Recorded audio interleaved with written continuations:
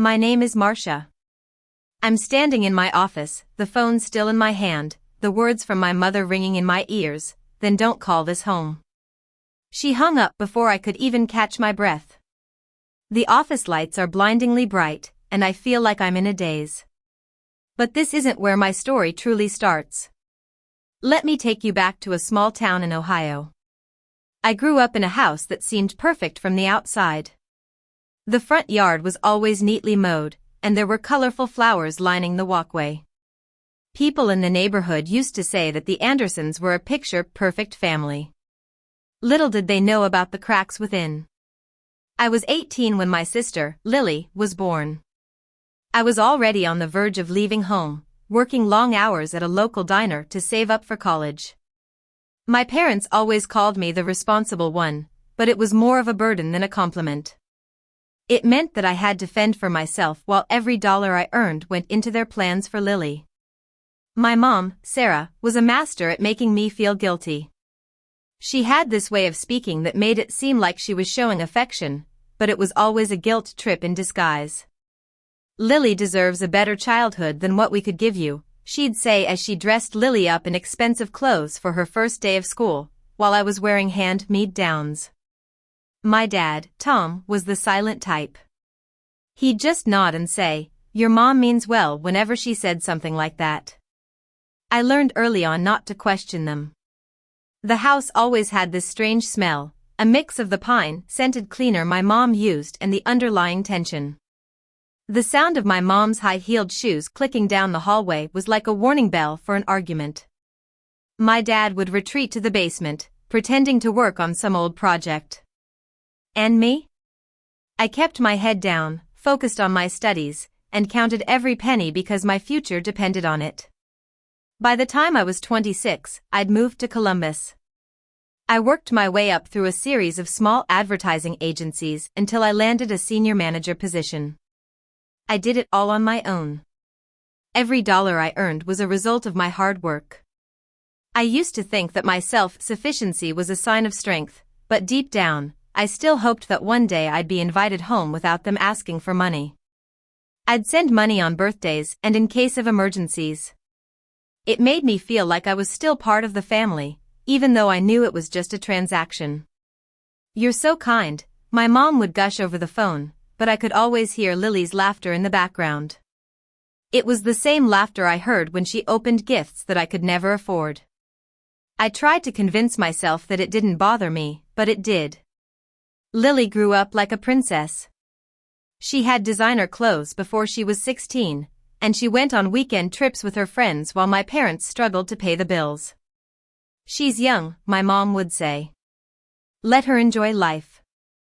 They never saw the irony. Every time I visited home, the house was cleaner and more furnished, but the debt was still there. My name started appearing on various bills, and I didn't even notice until it became a normal part of my life. My friend at work, Mia, used to joke that I was the only person she knew who scheduled guilt into her calendar. She was right. Every month, I'd log into my bank account and transfer money, telling myself that I was helping them. But a small voice inside me kept whispering that it wasn't help, it was control. They never had to ask for money because they knew I'd give in. I thought that being the provider made me stronger, but it made me blind. I missed out on so many things in my life: birthdays, vacations, and time with friends, all so that my parents could keep up the pretense of a perfect family. The only time they called me without asking for money was when the cable went out, and they needed me to call the provider to fix it. As Lily turned 19, she was posting pictures on social media from fancy restaurants and luxury events. My parents would comment with heart emojis under every post. When I asked how they could afford it, my mom's voice got soft. "Don't worry, dear. We're managing." I wanted to believe her, but deep down, I knew something was off. The differences in how they treated us started to show in the smallest ways. When Lily called, my mom's laughter would fill the house. But when I called, there was always some excuse: bad connection, she was in the middle of something. Once, for Christmas, I spent hours making a handmade scarf for the family. Lily showed up with expensive store-bought gifts and my mom said, "See, Lily is so thoughtful." I smiled, but inside, I felt a crack forming. Lily's life was a constant highlight reel. She got a new car on her 18th birthday, and it was all paid for by my parents, even though they were in debt. My dad once said at dinner, "We didn't do so well with you, but with Lily, we're getting it right." I stared at my plate, trying not to let my anger show. After that, every visit home felt smaller and smaller. My seat at the dinner table was pushed to the corner, and my name was rarely mentioned in family conversations. Then, one day, my mom started dropping hints about Lily's college plans. "We might need a little help with tuition," she said one afternoon, sipping her tea like it was the most normal thing in the world. I nodded, like I always did. But that night, when I was scrolling through Instagram, I saw Lily's post about a new designer handbag and a trip to Paris. The caption said, "Hard work pays off." I laughed, but it was a bitter laugh. The next week, Lily texted me, "You're the reason I can have these dreams." I almost believed her until I found out that my mom had transferred $800 from our joint family account. My money. I wanted to confront them, but the thought of my mom's disappointed sigh stopped me. That sigh was like a weapon that could break my resolve. Lily started teasing me, calling me Corporate Marcia. "You probably wear a suit to bed," she'd say, laughing. She didn't understand that my suit was my armor, a symbol of all the hard work I'd put in to get where I was. She never had to work for anything. But I still kept going back. I fixed the leaky roof, paid the medical bills when my dad got sick. Every time I walked through the front door, my mom would give me a one-armed hug while her other hand reached for my wallet. I told myself that this was what family was about, but deep down, I knew it was just debt collection in the name of love. I kept thinking that if I gave enough, they'd finally see me, finally be proud of me. But the truth was, they didn't want a daughter who was independent. They wanted a bottomless bank account. Then, one Tuesday morning, my phone buzzed on my desk. It was a text from Lily, "Need $4,000 for a study abroad program. Send it today." I blinked, thinking I'd read it wrong. Another text came in, "I already told my friends I'd go." My stomach dropped. I typed back, "Work for it, Lily. I'm not your ATM." She called immediately. Her voice was shrill and angry. "You're so selfish. It's just one opportunity. Why can't you help me?" The words stung, but I looked out the window at the Columbus skyline and said calmly, "Because you need to learn to be responsible." The line went dead. Minutes later, my mom texted, "If you don't help your sister, don't call this home." My chest tightened, and I couldn't breathe. Then my dad texted, "You've forgotten your roots." I sat there, frozen, the hum of the office lights deafening. By lunchtime, I still hadn't moved. My inbox was full of emails, and my coworkers were chatting around me, but I was focused on those text messages. "Don't call this home." 4 words that seemed to erase all the years of trying. Then, an email alert popped up. A large transaction of $7,000 had been made from the family account. My name was on the account, and my signature was on the form. I clicked on the statement, my heart pounding. There were withdrawal after withdrawal, for months. Some were for high-end stores, some for travel agencies. One was even labeled Lily's dream trip. I called my mom, my voice calm but shaking. "Did you take money from the account?"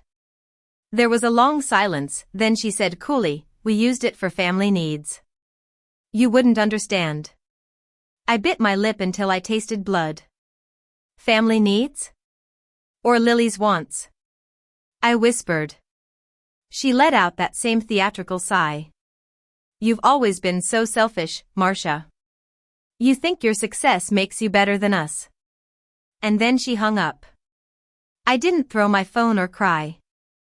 I opened a new document and started listing every transfer, every date, every excuse.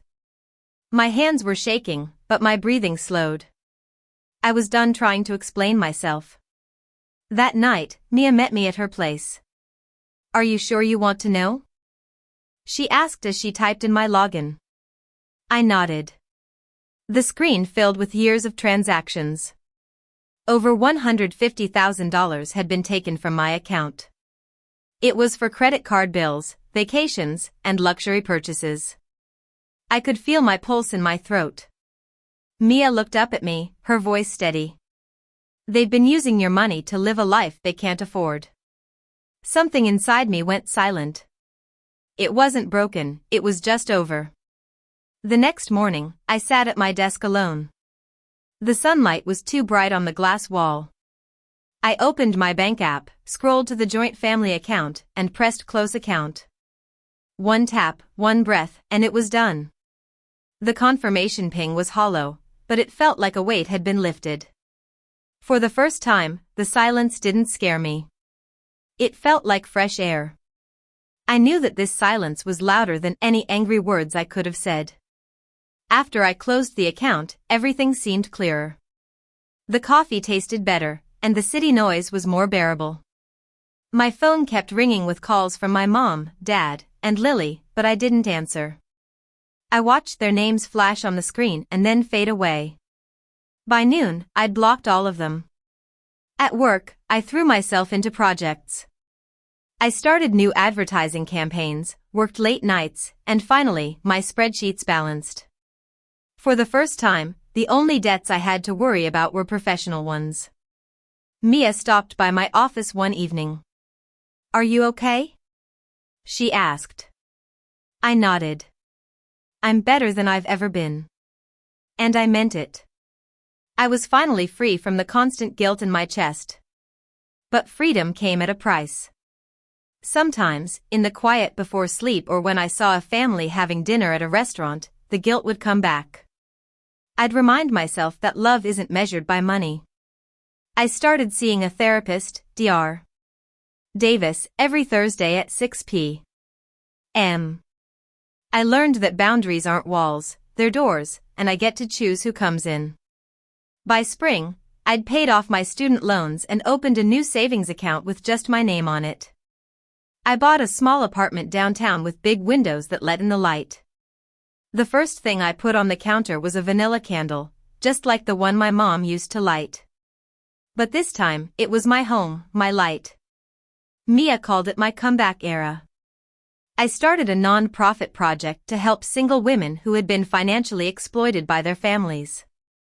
She said it was poetic justice, and maybe it was.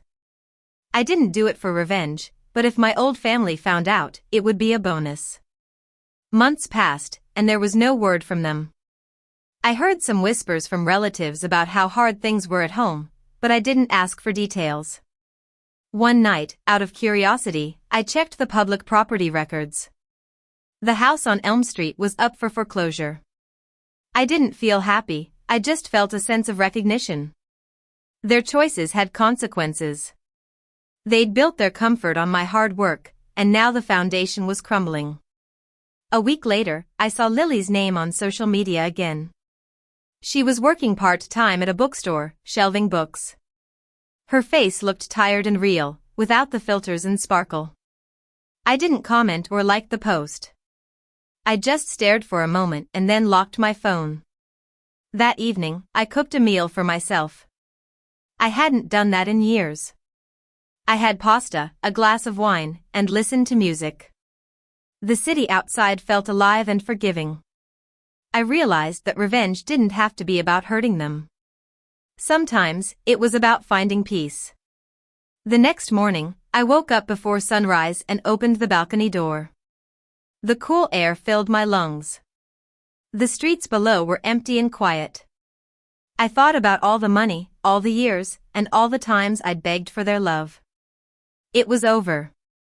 As the first light hit the buildings, I smiled. Not because I'd won, but because I'd finally stopped playing their game. Almost a year later, I was walking downtown on a Sunday morning, sipping my coffee. The spring air was still a bit cold. I saw a help wanted sign in the window of a small coffee shop.